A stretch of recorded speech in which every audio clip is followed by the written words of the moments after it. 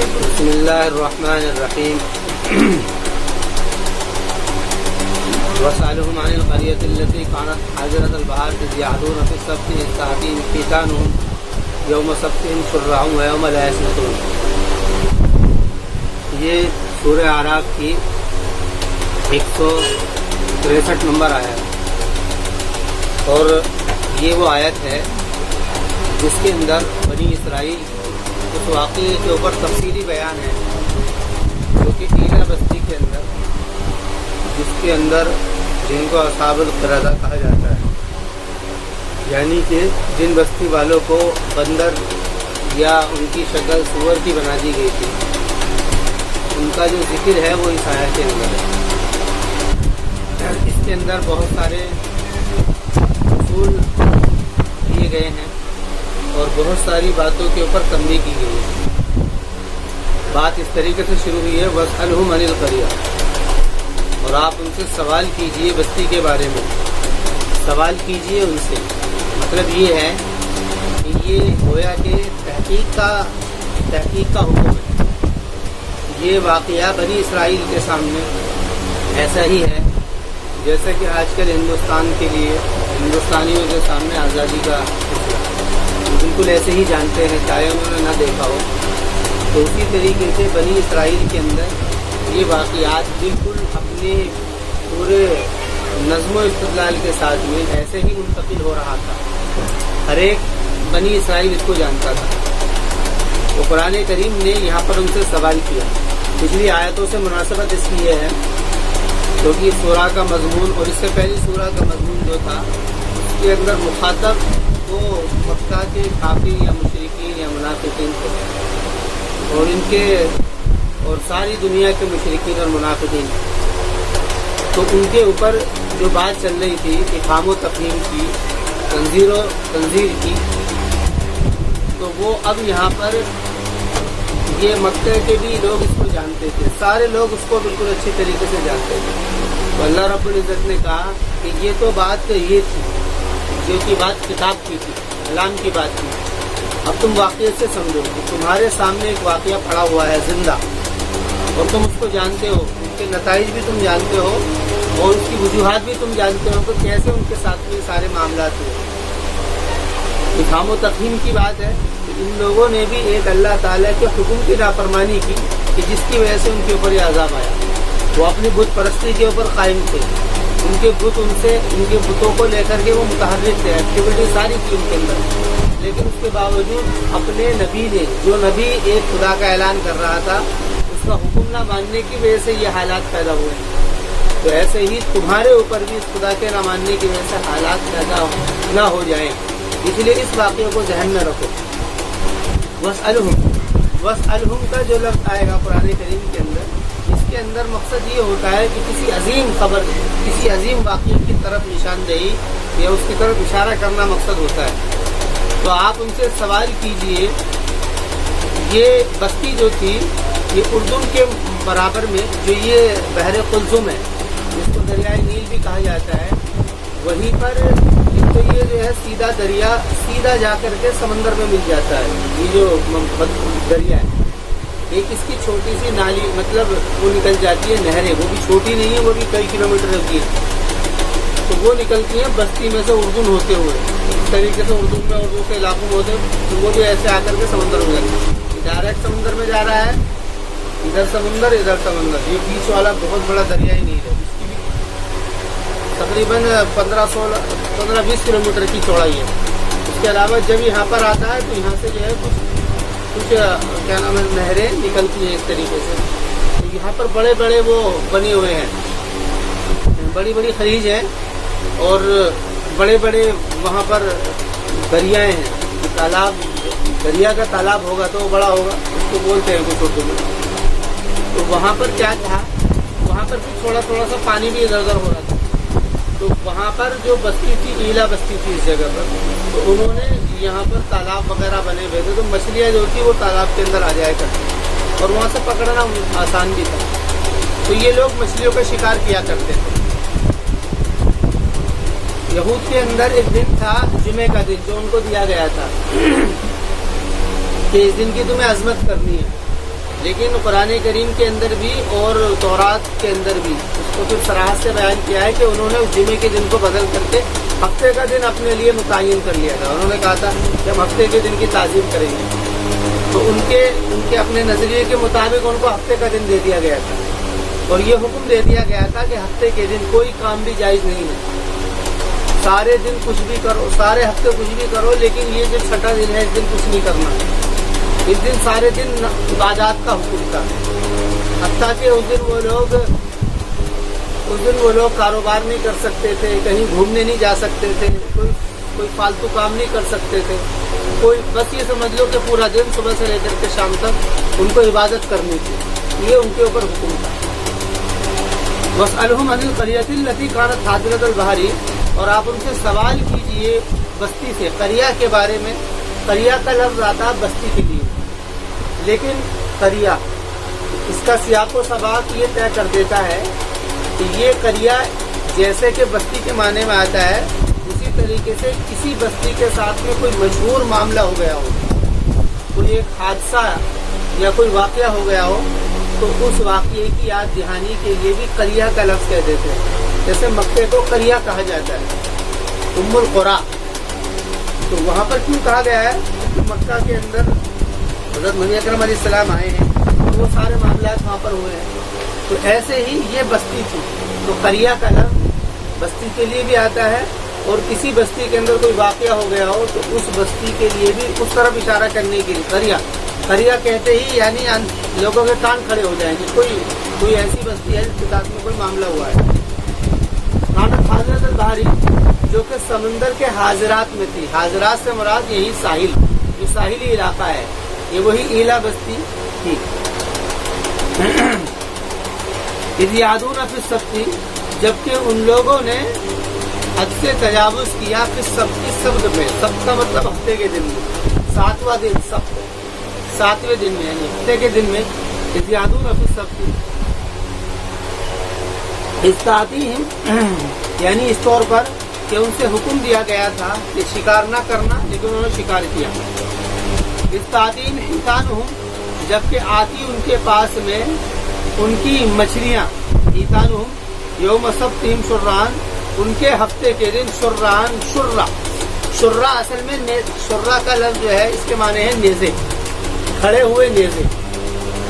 جب نیزے کو کھڑا کر لیا جاتا ہے کہ میدان جنگ کے اندر جب کوئی کمانڈر یا لشکری وہ نیزے کو کھڑے ہو کر کے جب چلتا ہے تو اس کو شرع کہا جاتا ہے, کہ وہ آ رہے ہیں اپنے نیزے کو شرع یعنی اٹھائے ہوئے. تو یہاں پر مچھلیوں کے لیے شرع کا لفظ استعمال ہوا ہے. شرع کی طرف اشارہ یہ ہے یعنی جو مچھلیاں جو تھی ہفتے کے دن جیسے کہ نیزے کھڑے ہو جاتے تھے, ایسے ہی مچھلیاں جو ہیں وہ اس کے اندر, اس ساحلی علاقے کے اندر اس طریقے سے اونچی اچھل کر کے آتی تھی. مچھلی آتی ہیں, مچھلیاں جب زیادہ ہوتی ہیں تو آپس میں کھیلتی ہیں, تو اس طریقے سے پانی سے نکلتی ہیں اور ایسے اوپر کو چھلانگ مارتی ہیں سیدھی, پھر ایسے پانی میں چلی جاتی ہیں. یہ ان کا طریقہ ہوتا ہے. تو ہفتے کے دن ایسا ہی ہوتا تھا. تو وہ مچھلیاں آتی تھی اور مچھلیوں کی اتنی تعداد ہو جاتی تھی کہ گویا کہ مچھلیاں اچھلتی کھیلتی کودتی تھی وہاں پر. تو یہ ان کے جو ہے امتحان کے لیے ان کو امتحان کیا. اصل میں ان کا کیا تھا مقصد امتحان کا. تعلیم حیتان ہوں یوم سبتہم شرعان ویوم لا یثبتون, اور جس دن کے وہ لا یثبتون نہیں ثبت کرتے.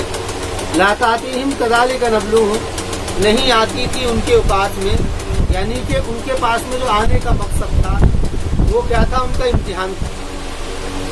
کذالک نبلوہم بما کانوا یفسقون, اسی طریقے سے ہم آزماتے ہیں ان کو بما کانوا یفسقون, جس کی وجہ سے کہ وہ فسق کرتے ہیں. یعنی ان لوگوں نے, وہ جو لوگ اطاعت سے نکل گئے تھے, فسق کہتے ہیں اطاعت سے نکلنا, جو لوگ اطاعت سے نکل گئے تھے ان لوگوں کا امتحان اسی طریقے سے ہوتا ہے. لیکن جو لوگ اطاعت کے اندر ہوتے ہیں ان کے لیے کوئی بھی حالات اور کوئی بھی پریشانی اللہ کے حکم کے توڑنے کا ذریعہ نہیں بنتی. یعنی وہ کسی بھی حکم کو کے اندر نافرمانی نہیں کرتا. بما کانوا یفسقون. اب انہوں نے کیا کیا, انہوں نے ایک ہیلا تیار کیا. ہیلا یہ کیا کہ ان لوگوں نے جمعے کی شام کو یہ لوگ جال لگا دیا کرتے تھے, اور پھر ہفتے کے دن جو مچھلی آتی وہ جال میں آ کر کے پھنس جاتی، اور پھر ہفتے کی شام کو بلکہ اتوار کی صبح میں وہ اس کو جال کو نکال لیا کرتے، اور ان سے کہا گیا تھا کہ ہفتے کا دن کا تمہیں کچھ بھی کمائی کھانی نہیں ہے، یعنی ہفتے کا دن تو پورا دن تمہیں جو ہے اس طرف خیال ہی نہیں ہونا چاہیے سوائے خدا کے علاوہ۔ تو انہوں نے اس طریقے سے یہ ہیلا کیا اور پلان کیا، اس طریقے سے انہوں نے کام کرنا شروع کیا، اور ان میں جو تھے 3 گروہ ہو گئے، ایک گروہ تھا، ایک طبقہ تو وہ تھا کہ جو اس کام کو کرتا تھا، عبادت سارے کرتے تھے ہفتے کے دن، لیکن ایک طبقہ وہ تھا کہ جو جال لگا دیا کرتا تھا اور ہفتے کے دن شکار کیا کرتا تھا، ایک طبقہ تو وہ تھا جو شکار کرتا تھا، دوسرا طبقہ وہ تھا جو شکار تو نہیں کرتا تھا اور ان کو روکتا تھا، دوسرا طبقہ وہ تھا جو شکار نہیں کرتا تھا لیکن ان سے منع کرتا تھا کہ تم یہ کام کیوں کر رہے ہو، تیسرا طبقہ وہ تھا کہ جو شکار بھی نہیں کرتا تھا اور ان کو روکتا بھی نہیں تھا، بلکہ وہ یہ کہتے تھے کہ تم ان کو مت روکو، جب اس کا عذاب آ جائے گا تم سمجھ لیں گے۔ تو یہ 3 گروہ ہو گئے۔ یہ جو طبقہ تھا، یہ طبقہ اپنے اسی شان و شوکت کے ساتھ میں کھڑا ہوا تھا، عبادت بھی بہت کرتے تھے اور ان کو سختی سے روکتے تھے، سب منع کرتے تھے، ان کو سمجھاتے تھے، لیکن یہ والے جو تھے یہ نہیں کرتے تھے، لیکن یہ قہر روکتے نہیں تھے۔ تو یہ 3 طریقے سے گروہ ہوئے۔ تو قرآن نے اس کو ذکر کیا ہے، وَإِذْ قَالَتْ أُمَّةٌ مِّنْهُمْ لِمَ تَعِظُونَ قَوْمًا اللَّهُ مُهْلِكُهُمْ۔ سب سے پہلے اس طبقے کا ذکر کیا ہے کہ جو کہ شکار نہیں کرتا تھا اور روکتا بھی نہیں تھا، اور یاد کیجئے جبکہ کہا ایک جماعت نے ان میں سے لِمَ تَعِظُونَ، کیوں نصیحت کرتے ہو؟ تعیذون یہ عربی کا لفظ ہے، وعظ یعظ عظۃ، اس کے معنی آتے ہیں ڈانٹ ڈپٹنا اور سمجھانا، یہ سارے نظر و توبیخ کے ساتھ میں افہام و تفہیم کے لیے آتا ہے۔ لِمَ تَعِظُونَ قَوْمًا اللَّهُ مُهْلِكُهُمْ، کہ تم نصیحت کیوں کر رہے ہو اس قوم کو کہ جس کو اللہ نے ہلاک کرنے والا ہے، کہ جس قوم کو اللہ تعالیٰ ہلاک کرنے والا ہے، تم ان کو کیوں نصیحت کر رہے ہو؟ او معذبہم، یا ان کو عذاب دے دے گا، عذابا شدیدا، سخت عذاب۔ یہاں پر 2 لفظ استعمال ہوئے ہیں، ہلاکت اور عذاب۔ ہلاکت اور عذاب کے اندر فرق یہ ہے، ہلاکت تو کیا ہوتا ہے، قوم کے اندر قوم کی معیشت کو اور قوم کے افراد کو نقصان پہنچنا، اس کو کہتے ہیں ہلاکت، معیشت اور افراد کو نقصان پہنچنا۔ اس سے پہلے موسیٰ علیہ السلام کے بیان میں فرعون کا ذکر تھا کہ ان کی معیشت ختم ہو گئی، کیسے کہ ان کی کھیتیوں کے اوپر اولے برسے آگ کے اور وہ سب جل گئی، باقی ٹڈیاں کھا گئی، یہ معیشت کا نقصان ہوا۔ اور افراد کا نقصان کیسے ہوا؟ افراد کا نقصان ایسے ہوا کہ سروں کے اندر جوئیں ہو گئی، کھانے میں خون ہو گیا، قرآن نے ذکر کرا پہلے کہ جب ان کے کھانوں کے اندر جوئیں ہو گئی، سروں میں جوئیں ہو گئی، کھانوں میں مینڈک ہو گئے، یعنی اس طور سے لوگ جو ہے نا بیماریوں میں مبتلا ہو گئے، وہ کھاتے خون بن جاتا اور وہ مرنے لگے، یعنی ان کے اندر مارا ماری ہو گئی۔ اس کو کہتے ہیں ہلاکت، معیشت کو یا افراد کو نقصان پہنچنا، یہ ہلاکت ہے۔ اور عذاب یہ ہے کہ کوئی آسمان سے اللہ تعالیٰ کی طرف سے کوئی عذاب آئے، اوپر سے یا نیچے سے، زمین سے آئے یا آسمان سے آئے، اور وہ آ کر کے بالکل تباہ و برباد کر دے، یعنی کہ وہ بالکل ختم کر دے، اس کو کہتے ہیں عذاب۔ تو یہ 2 طریقے، تو انہوں نے کہا یہی اللہ تعالیٰ کا طریقہ ہے، اللہ تعالیٰ کا یہی ضابطہ طریقہ ہے کہ جب اس کا عذاب آتا ہے، جب اس کی طرف سے اللہ تعالیٰ کی طرف سے عقاب آتا ہے، تو عقاب کی یہی 2 صورتیں ہوتی ہے، یا تو وہ ہلاکت کی شکل میں آئے گا، معیشت افراد کو تباہ برباد کرے گا، یا پھر عذاب کی شکل میں آئے گا کہ قوم کو موت کے گھاٹ اتار دے گا۔ تو انہوں نے کہا یا تو اللہ تعالیٰ ان کو ہلاک کر دے گا کہ ان کی معیشت کو نقصان پہنچائے گا، اور ایسا ہی ہوا، ان کے اوپر دونوں طریقے کے عقاب آئے ہیں، ہلاکت بھی آئی ہے ان کے اوپر اور عذاب بھی آیا۔ ہلاکت تو اس شکل میں آئی کہ ان کے جو ہے افراد کو ان کی جو ہے معیشت کو نقصان پہنچ گیا، جیسے کہ ان کی شکلیں جو ہے سور اور بندروں کی بنا دی گئی، اور یہ لوگ کسی کام کاج کے نہیں رہے، اور یہ جا کر کے ایسی جگہ رہنے لگے 3-4 دن، یہ تقریباً 3 دن کا مسئلہ ہے کہ یہ ایسے ہی رہے، اور پھر اس کے بعد میں پھر ان کے اوپر عذاب آیا کہ یہ سب مر گئے۔ یہ دونوں ہی حالات عقاب ان کے ساتھ میں ہوئے۔ تو وہ انہوں نے کہا کہ تم اس قوم کو کیوں نصیحت کرتے ہو جن کو اللہ ہلاک کرنے والا ہے یا عذاب دینے والا ہے، ان کو عذاباً شدیدہ، سخت عذاب۔ فعل جب اسم فاعل کے معنی میں آتا ہے تو اس کے معنی کے اندر یقینی معنی پیدا ہوتے ہیں، یعنی اس کا ہونا یقینی ہے، ہلاک کرنے والا ہے، گویا کہ ایسا ہے جیسے کہ وہ ہلاک کر رہا ہو، کہ بھی تم اس کو کیوں روک رہے ہو، کیوں؟ کیونکہ وہ تو کرنے والا ہے، تم اس کو کیوں بولتے ہو کہ وہ تو کر رہا ہے کام، یا کرنے والا ہے، تو کرنے والا ہے کا مطلب یہ ہے کہ اس کا کرنا بالکل یقینی ہے۔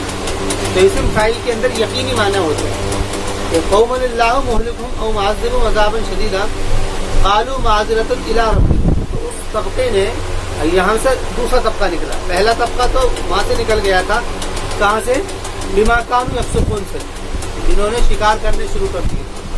دوسرا طبقہ یہاں سے نکلا جنہوں نے کہا کہ لما تعظون قوم اللہ مہلکہم۔ تیسرا طبقہ یہاں سے نکلا قالوا معذرۃ، تو انہوں نے کہا، تیسرے لوگوں نے، طبقے نے، قالوا معذرۃ الی ربکم، انہوں نے کہا ہے کہ معذرت کے طور پر تمہارے رب کی طرف، یعنی ان لوگوں کا گویا کہ اشارہ تھا ان سے بھی کہ تم بھی ان سے کہو، اس لیے انہوں نے کہا ہے کہ ہم یہ جو کام کر رہے ہیں کہ ان کو ہم برائی سے جو روک رہے ہیں، معذرۃ الی ربکم، معذرت کے طور پر ہم یہ کام کر رہے ہیں تمہارے رب کی طرف، تاکہ ہم اس کے سامنے جا کر کے اپنی بے گناہی کا ہم ثبوت دے سکیں۔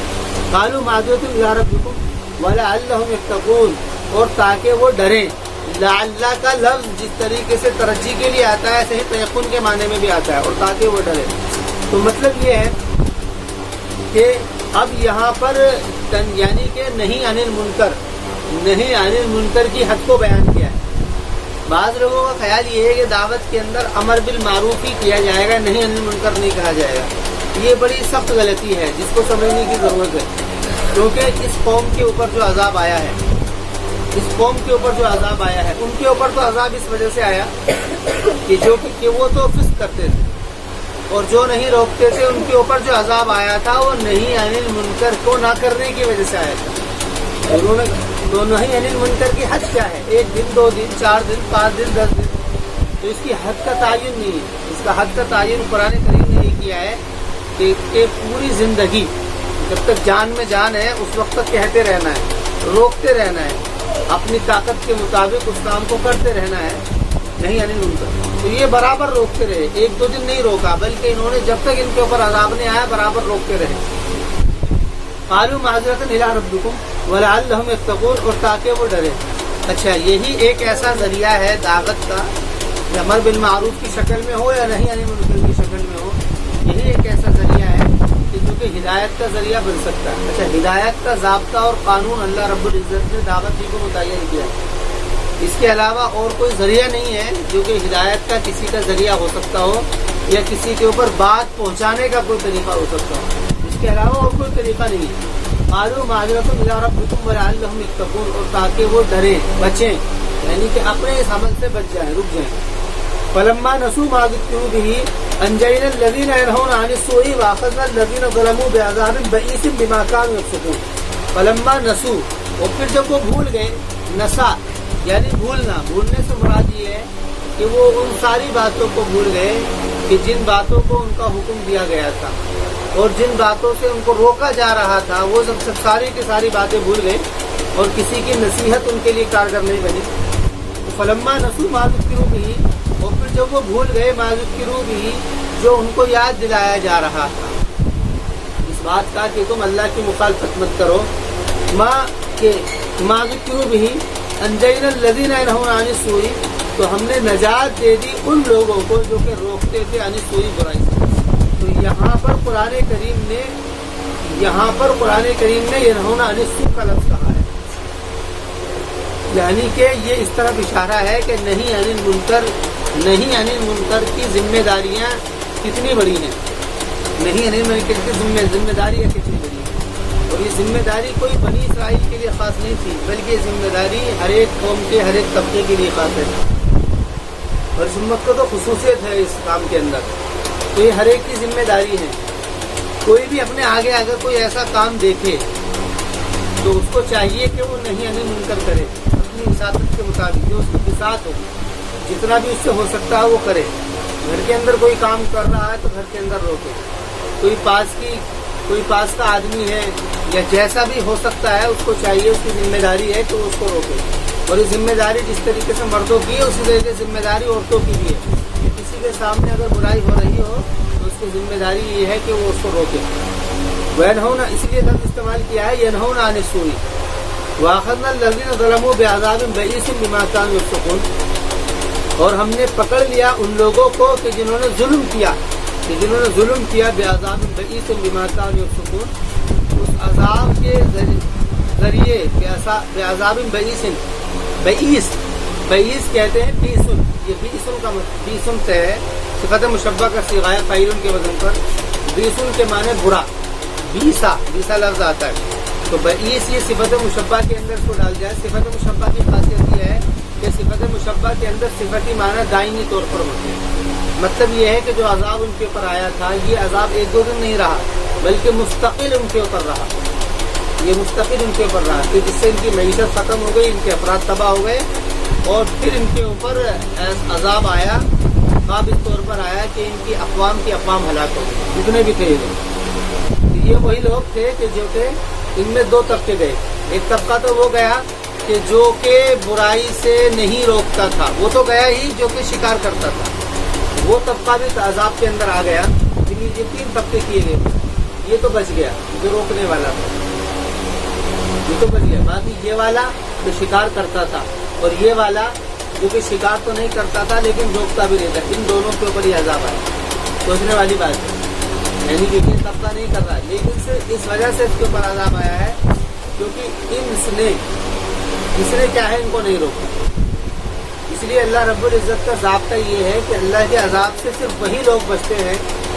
اللہ کے عذاب سے جب وہی لوگ بچتے ہیں کہ جو لوگ کے عمل کے اوپر قائم ہو اور امر بالمعروف نہیں یعنی منکر کر رہے ہیں. یہ ہر جگہ پر ہوا ہے. قرآن کے اندر جو بنی اسرائیل کو بچایا گیا ہے کہ موسیٰ علیہ السلام اور موسیٰ علیہ السلام کی قوم جو تھی بنی اسرائیل، وہ لوگ بھی اس کام کو کرتے تھے، وہ بھی ان کو سمجھاتے تھے، ان کو تو بچا لیا گیا. دکھیوں کو ہلاک کر ہر جگہ ایسے ہی ہوا کہ جو لوگ عمل کے ساتھ میں دعوت کے اوپر کھڑے ہوئے ہوتے ہیں ان کو بچا لیا جاتا ہے، اور جو لوگ یا تو ان کے اندر عمل نہیں ہوتا یا عمل تو ہوتا ہے لیکن دعوت نہیں ہوتی، ان لوگوں کو ہلاک کر دیا جاتا ہے. یہ ضابطہ ہے اللہ تعالیٰ کا. تو قرآن کریم نے کہا ہے کہ فلما نسوا ما ذکروا به انجینا الذین ینهون عن السوء واخذنا الذین ظلموا بعذاب بئیس بما كانوا یفسقون. فلما عتوا عما نهوا عنه، اور پھر جب ان لوگوں نے نافرمانی کی، عما نهوا اس سے، عطا یاتی عتوا اس کے معنی آتے ہیں منہی عنہ کو اپنانا، منہی عنہ کو اپنانا. عطا یات و عتو نائن سے اس کے معنی عام طور سے سرکشی کے نافرمانی کی کر دیتے ہیں، لیکن اصل اس کا معنی یہ ہے کیونکہ اللہ تعالیٰ کے جو احکامات ہیں وہ دو ہی شکل میں ہیں. یا تو وہ امر بالمعروف کی شکل میں ہے، کچھ تو اوامر ہے کچھ نواہی ہے. تو یہ سارے کے سارے اللہ کے حکم ہیں. مطلب یہ ہے جو کرنے کا متعلق ہے اس کو کرنا، جو رکنے سے متعلق ہے اس سے رک جانا. حلال کماؤ یہ حکم ہے، حرام مت کماؤ یہ بھی حکم ہے. یہ اس بات کا حکم ہے کہ حرام مت کماؤ، یہ اس بات کا حکم ہے کہ حلال کو کماؤ. تو یہ دو ہی شکل میں ہے، اس کو کرنا اور نہ کرنا. تو کرنا، نہ کرنے کو آدمی کرنے لگے اس کو کہتے ہیں اتیان. نہ کرنے کو آدمی کرنے لگے اس کو کہتے ہیں اتیان.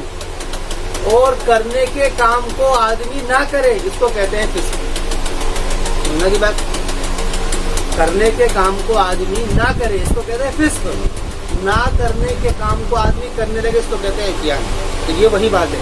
فلما آتو، اور پھر جب ان لوگوں نے نافرمانی کی، ان مانو اس سے جس سے ان کو روکا گیا تھا، قلنا لہم کونوا قردۃ خاسئین، تو ہم نے ان سے کہا کہ ہو جاؤ تم بندر خاسئین. خاسئین کے معنی آتے ہیں ذلیل، ذلیل بندر تم ہو جاؤ.